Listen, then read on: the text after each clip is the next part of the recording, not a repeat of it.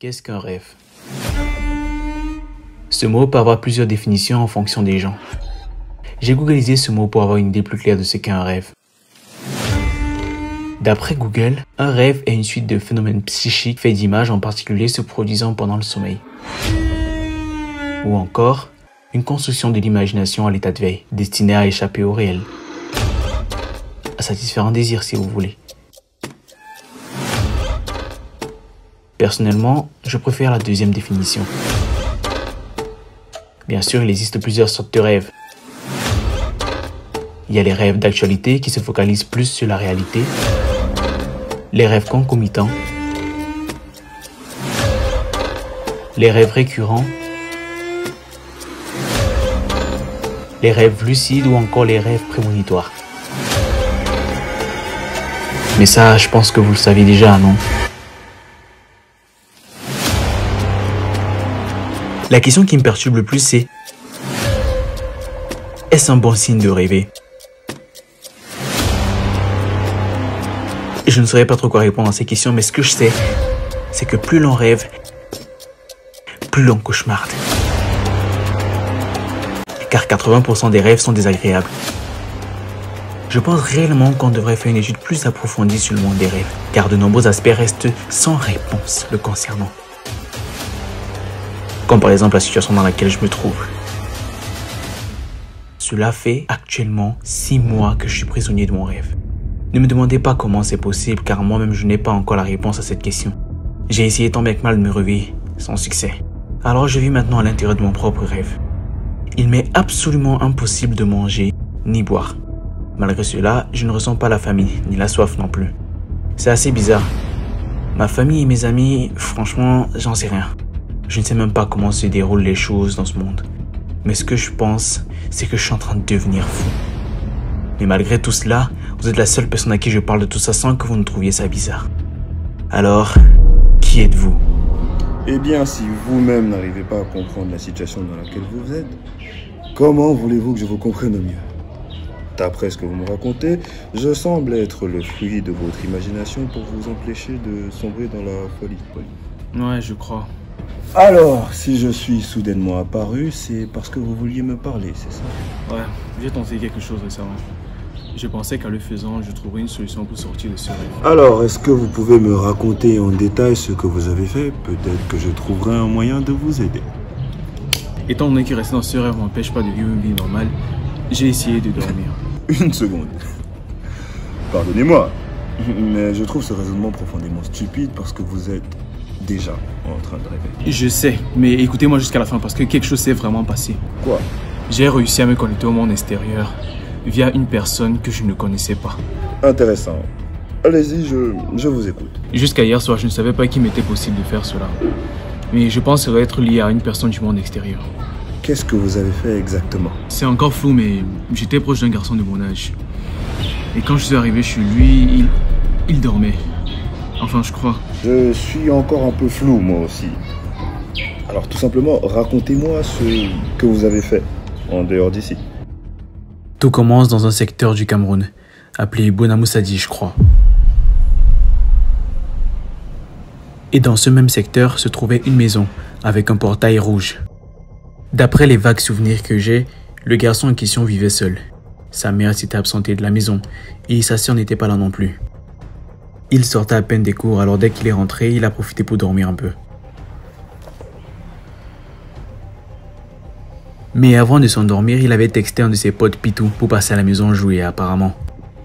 Alors tout ce que je me contentais de faire, c'était d'observer. Déjà, je ne pouvais rien faire d'autre.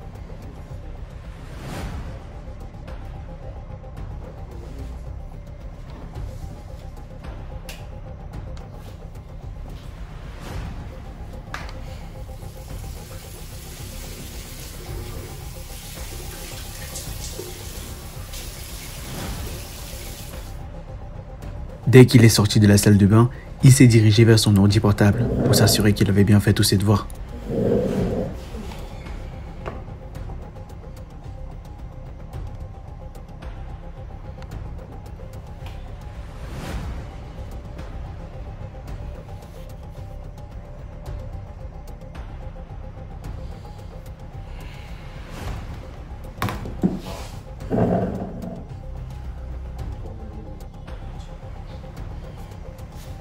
Ensuite, il a texté son pote, Pitou, pour s'assurer qu'il viendrait bien jouer comme il s'était prévu au départ.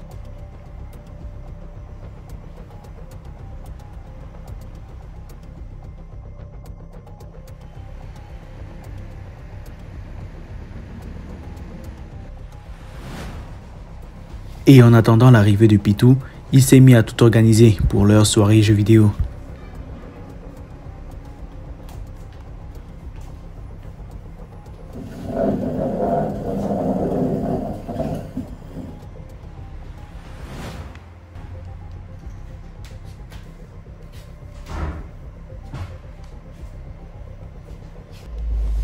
Pendant que Ziad préparait tout pour leur soirée jeux vidéo,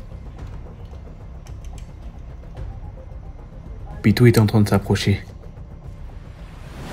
Au fil de l'histoire, vous comprendrez que c'est lui le plus intelligent. Mais dans le cadre actuel de l'histoire, je ne peux pas vous en dire plus sur Pitou. Tout ce que je peux vous dire, c'est qu'il était impatient de retrouver son pote, après un moment sans s'être vu, bizarrement.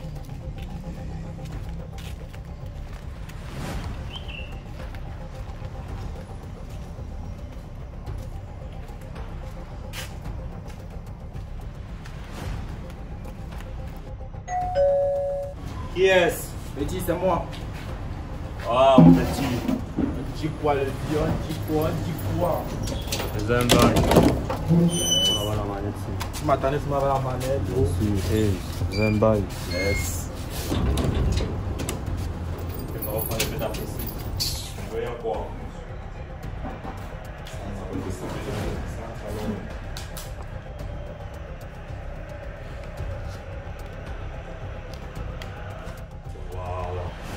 Bien. Passe d'abord, casse.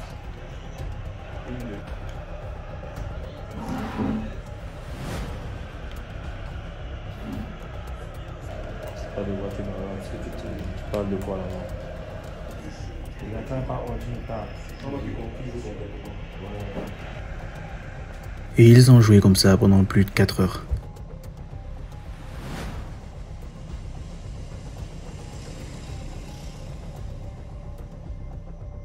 Après avoir passé tout l'après-midi à jouer, ils se sont subitement arrêtés pour parler, discuter des choses de la vie. Bref, je ne les connais pas vraiment, donc je ne savais pas de quoi ils parlaient.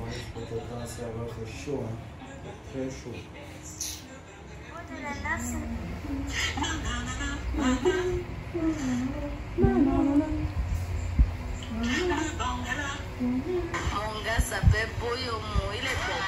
Ok. Il habite là-bas. Il est pas même ça. Et one s'appelle comme ça. Ok. Et one De Kiki. C'est pas Boyomo. Un vieux nom, père. Ah, mon petit. Bien quand tu veux toujours gagner. Ok. C'est une bonne chose. Entre temps d'abord, je n'ai pas vu ta mère de la journée. Elle n'est pas là. Ah, ma mère. Ah, non. Elle est chez ma grand-mère depuis un moment. Ah, ok, je vois. Ça veut dire qu'entre temps, alors, tu es le piole. Yes. C'est free. Donc, tu vas pouvoir à l'anniversaire, à la petite fête de Kiki. Ah, non, bon. J'ai promis que j'allais rester ici. Père, ça veut dire qu'on se prend ce master alors. Ça va péter. Mal. Tu reviens et te bâches encore, non? Il ne fallait pas né. De fesses. Yeah. Tu connais ta place au game, non? Il n'y a pas long. After, alors, non? Yes. Tu bloques le portail. Après avoir parlé avec Ziad, Pitou est rentré chez lui. Ziad, lui de son côté, avait encore envie de jouer, apparemment.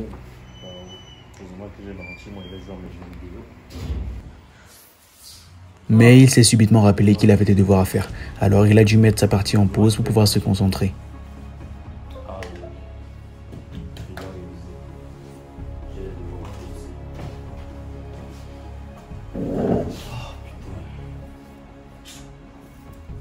Et en faisant des recherches par rapport à l'exposé en question sur lequel il travaillait,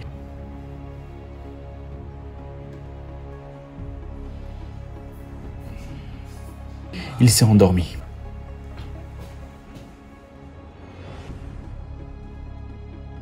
Et c'est quand il s'est réveillé que tout a commencé à partir en couille. Il avait subitement envie de manger quelque chose de sucré, alors il a dû sortir de la maison pour pouvoir aller en acheter à la boutique du coin.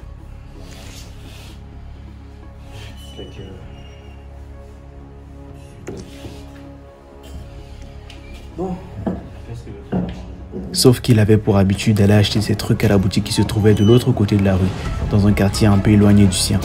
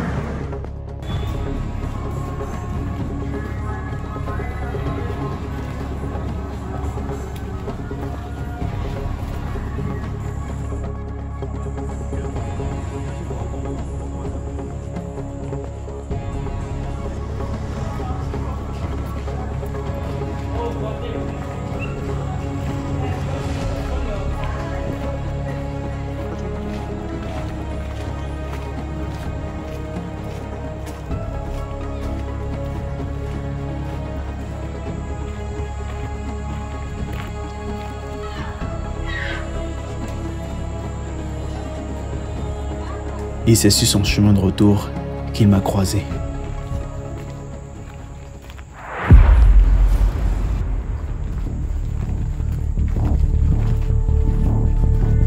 Je ne peux pas réellement dire qu'il m'a croisé, mais je pense plutôt qu'il a senti ma présence.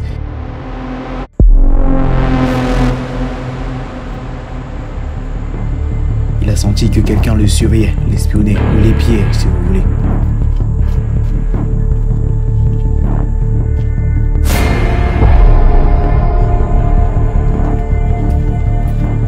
J'ai essayé de me rapprocher de lui, mais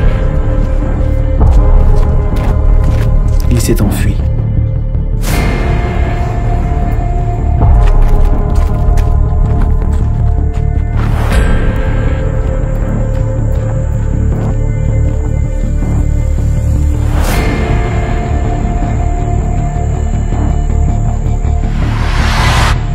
C'est une réaction assez sensée, je trouve.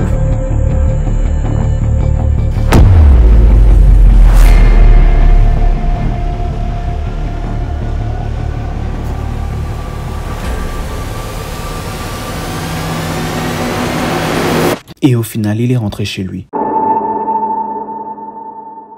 Eh bien, on peut dire que c'était une très folle expérience, pas vrai? Ouais, surtout que j'avais l'impression qu'il arrivait à sentir ma présence. Si on veut. Alors, vous en pensez quoi? Rien. Comment ça, rien? Après tout ce que je vous ai raconté, je pensais que vous m'aideriez au lieu de m'écouter dans le vide. Calmez-vous. Calmez-vous. Est-ce que vous avez essayé une méthode classique pour vous réveiller? Vous giflez ou alors vous pincez? Quelque chose comme ça? Non, pas à ce que je sache. Tout me semblait réel, alors je n'ai pas essayé. Alors essayons. Wow, wow, wow, attendez.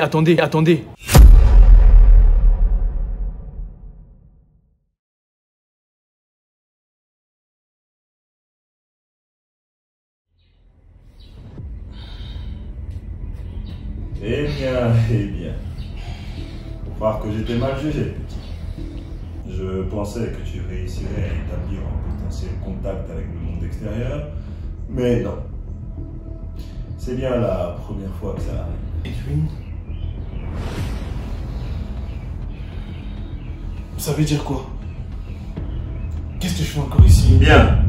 Déjà, la gifle, c'était pour te calmer. Ta mère ne t'a jamais appris qu'on ne lève pas le ton sur son aîné? Bien. Au moins, maintenant, tu es calme et apte à écouter ce que j'ai à te dire. Hé, je ne sais pas à quoi tu joues, mais je te conseille de... De quoi? Tu penses vraiment être en position de donner un quelconque ordre? Est-ce que tu as une seule idée de qui je suis? Parce que si effectivement tu savais qui je suis, tu ne te serais jamais confié à moi. Et figure-toi que je ne suis pas le simple fruit de ton imagination, comme tu penses. Qui es-tu? Eh bien, dans cet univers, je suis considéré comme un cauchemar. C'est à cause de moi que tu n'arrives pas à te sortir de là. C'est aussi grâce à moi que tu as la chance de connaître cette facette de l'univers des rêves. C'est grâce à moi que le monde entier arrive à dormir paisiblement et à n'importe quel moment et avoir des images produites par moi, mais aussi par leur esprit sombre et tourmenté par la banalité de la vie. Je suis celui-là qui contrôle vos rêves. Eh bien, mes amis et connaissances m'appellent Edwin, mais dans cet univers, je suis le rêveur. Oui. Maintenant, j'ai bien envie de voir quelle tournure les événements vont prendre et comment tu comptes te sortir de cette situation. Eh bien, Florian, j'ai hâte de voir comment tu vas t'en sortir. Et voilà. Maintenant, vous comprenez mieux l'histoire. Elle est encore un peu floue, je sais. Mais par la suite, vous comprendrez tout un peu plus clairement. Pour l'instant, Edwin a gagné la bataille, mais c'est moi qui gagnerai la guerre. Car ce qu'il ne sait pas, c'est que j'ai trouvé une solution pour sortir d'ici. Je sortirai d'ici, quoi qu'il m'en coûte.